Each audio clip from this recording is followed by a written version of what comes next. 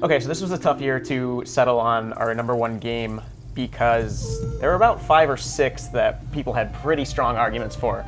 We've obviously announced the other 9 in our top 10, but Sekiro, Shadows Die Twice from Software.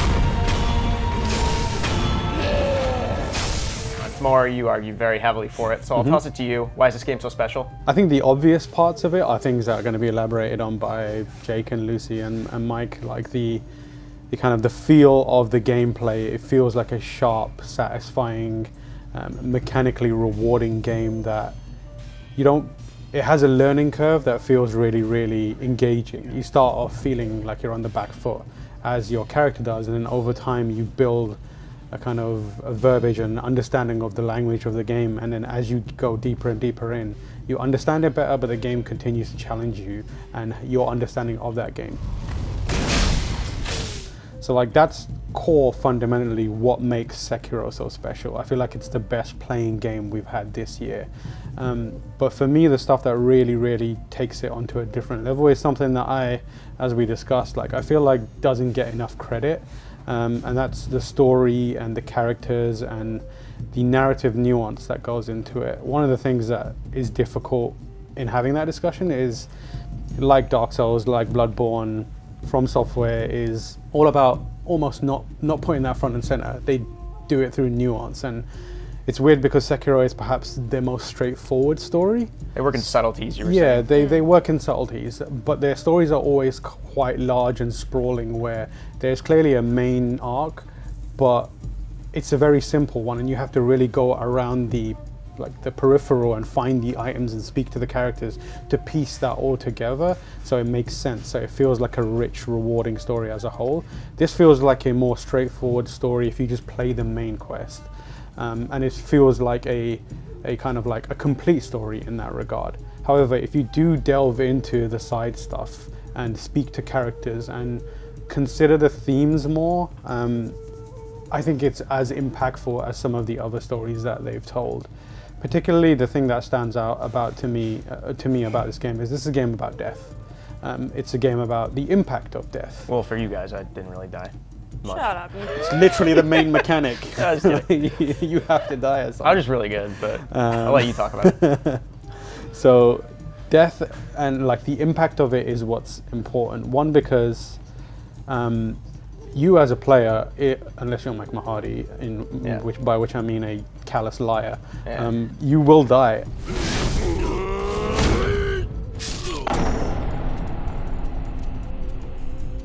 And the story of you and how you rise to the challenge facing that death is as impactful as the story being told in the game, and also parallels what's happening in game.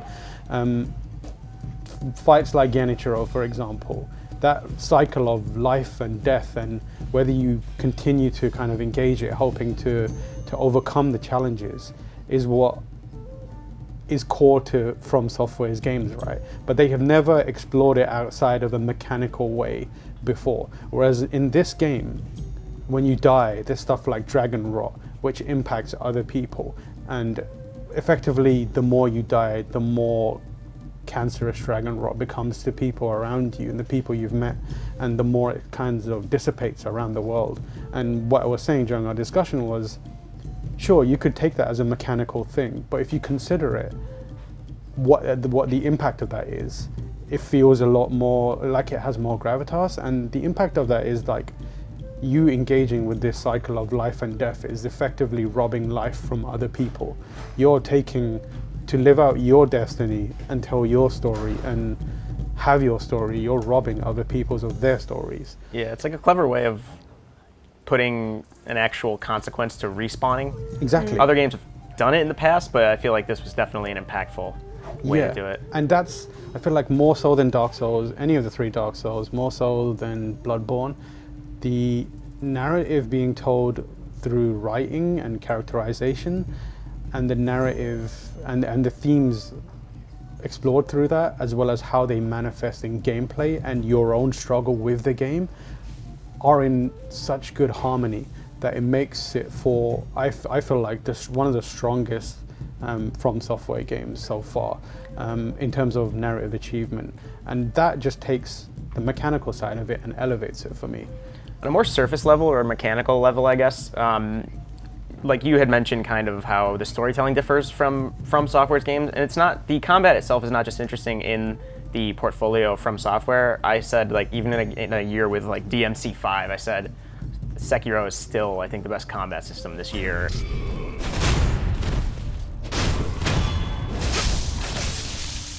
Lucy, when you were playing through it, how did that combat, what are some of the nuances of combat that made it so singular and special for you? I think because it gave you, like Tam was talking about this at length yesterday, and so I'm going to kind of paraphrase what you were saying, but you were saying that basically it forces you to master this one thing very specifically. And whereas in other From Software games, and certainly other role-playing and action games, you get given, more often than not, this arsenal, and you can sort of pick and choose how you approach things. Whereas in Sekiro, it's very much, you need to learn to do this way. And I think, and I can probably speak for a lot of people, that when you first play that game, you get your ass handed to you a lot because you are trying to do things a different way. I was trying to play it like it was Bloodborne, and that is just a mistake. But then I don't think there's a feeling of success like the moment that Sekiro clicks with you. And I remember when I had that moment, and I was like maybe an hour in to a playthrough I was doing, and I ended up just sitting there for 6 hours and just non-stop just racing through it because it had finally clicked for me, and I was finally just feeling this immense sense of accomplishment. And like, I think as incredible as the world building is, as incredible as the story is, and how subtle and how beautiful really everything is, nothing for me compares to that moment. And you obviously get that every time you beat a boss or a very particularly difficult enemy, but I think the moment where everything clicks is something just profoundly very special.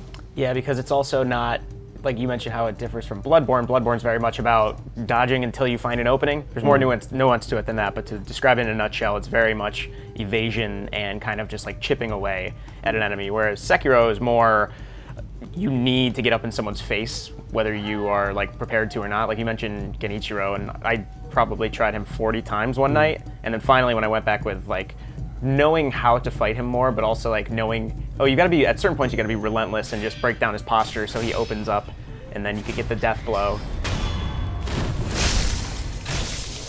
I really, really enjoyed how it is so counterintuitive to just like how you play video games in general, not just From Softwares. And you were talking about how it just like made you feel like more confident than like many other games have.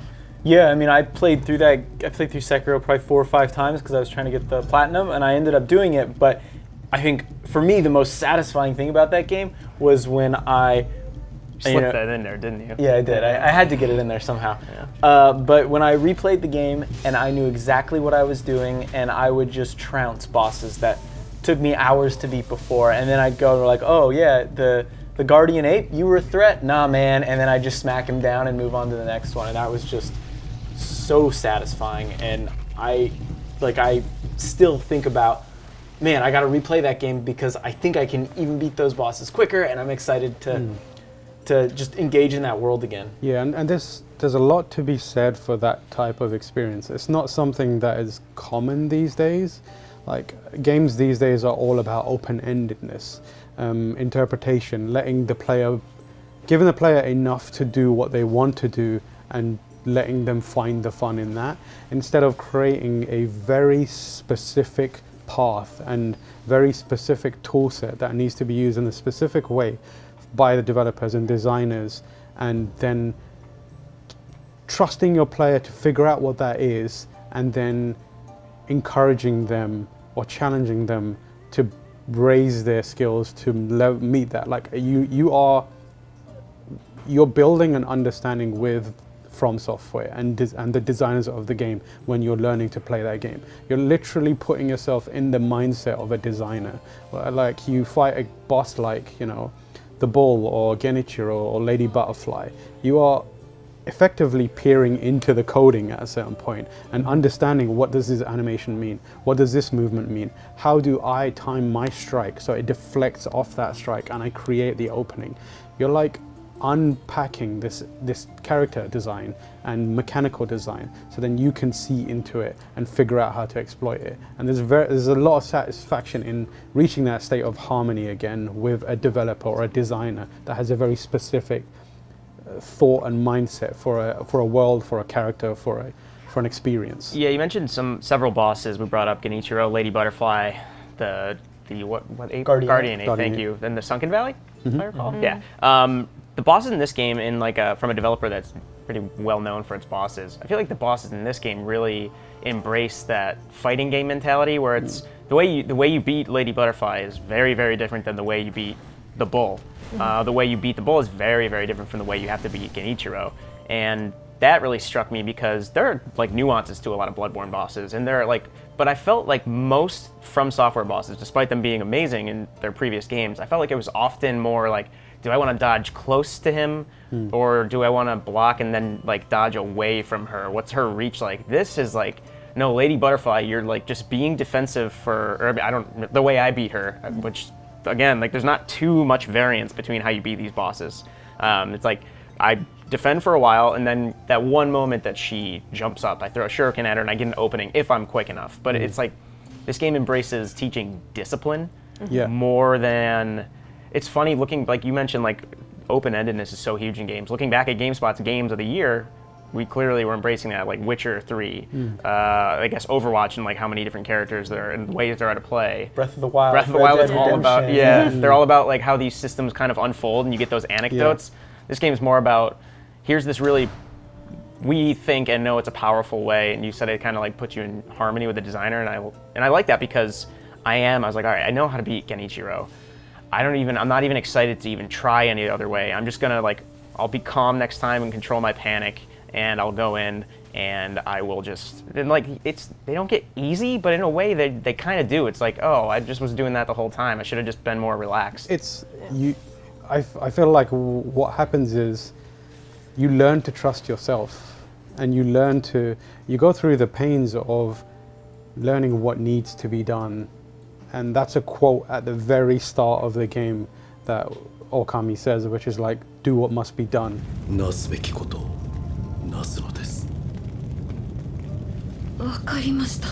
And that kind of defines every interaction that you have in that game. He says that to Kuro, but like, it's what he's saying to you as a player, do what must be done. And what must be done is face the challenger and find the right moment to strike.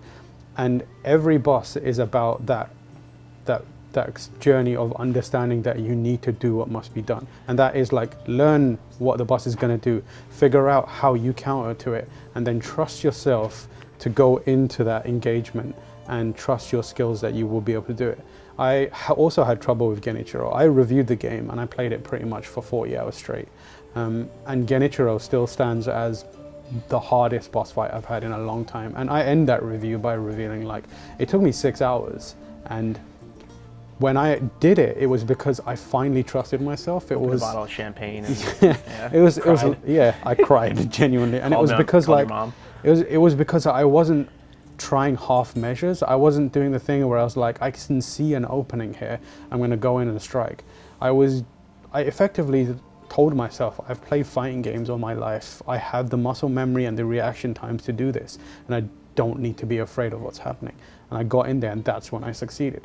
And the amazing thing is, like, after you do that one boss fight, the sense of confidence that you have going forward is just incredible. Like, you feel like you own that world for a good few hours until you reach another point when they put another boss there and they undermine your knowledge or challenge that knowledge or your mastery of those skills. Like the Guardian Ape. The Guardian Ape, exactly.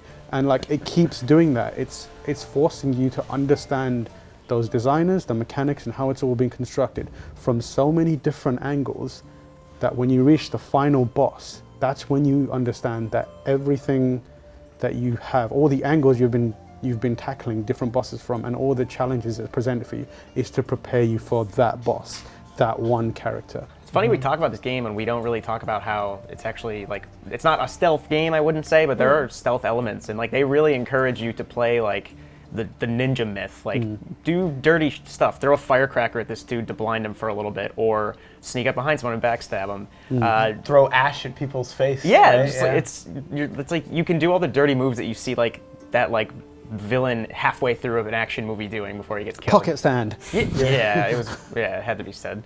But no, the I also really enjoyed that they kind of went with stealth, because it's almost like they're like, we know people like sometimes will cheese a boss if they get lucky enough for the game to, not even the game, just to like break, if there's some weird little thing you can do. And it's like in this game they almost embrace that. They're like, here, we'll let you cheese this mob, but we'll give you ways to do it.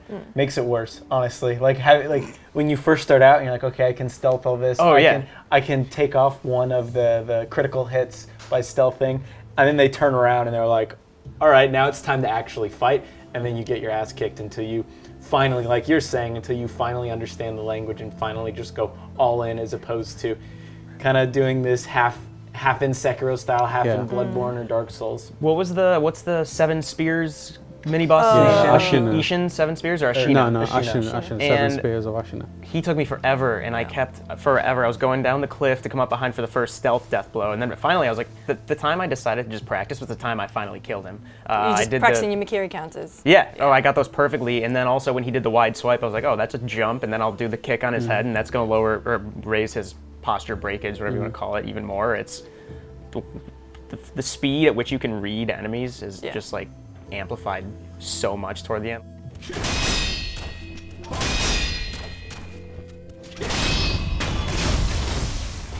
The other parts of what we've come to expect from software are like intact and done exceptionally well in this game. You know, the atmosphere of the world and the physical construction of that world.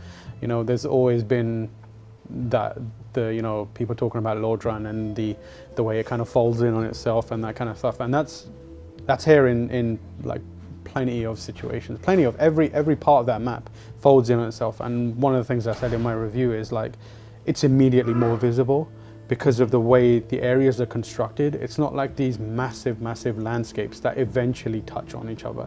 It's like you can see how each individual area collapses in on itself. Tree branches going on to roofs, and roofs overhanging stealth points and that kind of stuff, and areas to hide yourself. That kind of microcosm of what everything from software does, it feels more tangible and more graspable for people, like general people. You don't have to be a From Software fan, and really there was that period where people were really like, if you were a From Software fan, you almost saw something different in the game than most people did.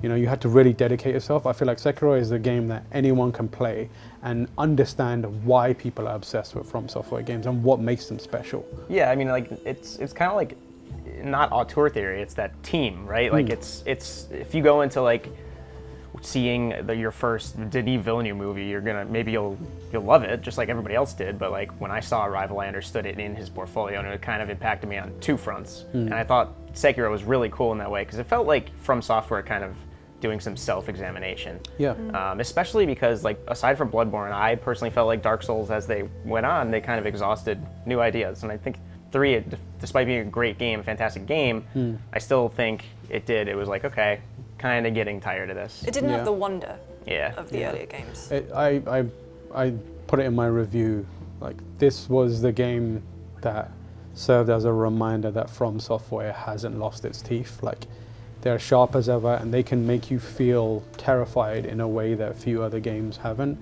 And during our discussion, I remember, and in our review I say it, like the last time I truly felt like this way, like completely at points scared to move forward in a game, was Demon's Souls. And since that game, arguably the first From Software game of that kind of lineage, of that ilk, nothing has replicated that until Sekiro. And it's so unique a feeling and so, singular in its kind of achievement that I feel like when it's a miracle that it was repeated. And the fact that it has, I feel, needs to be celebrated. Yeah, we could talk for hours about the game. It's like I said, there are 5 or 6 games that people, I think everybody had to ask 10 people what their favorite game was this year. they'll have 10 different answers. But Sekiro was the one where the people who loved it were super passionate, and even the people who tried it and bounced off were like, no, I see why it's pretty a powerful game. And yeah, for people who haven't played it, they absolutely should. But yeah, I have no qualms with that being our game of the year. Agreed. Yeah, we know.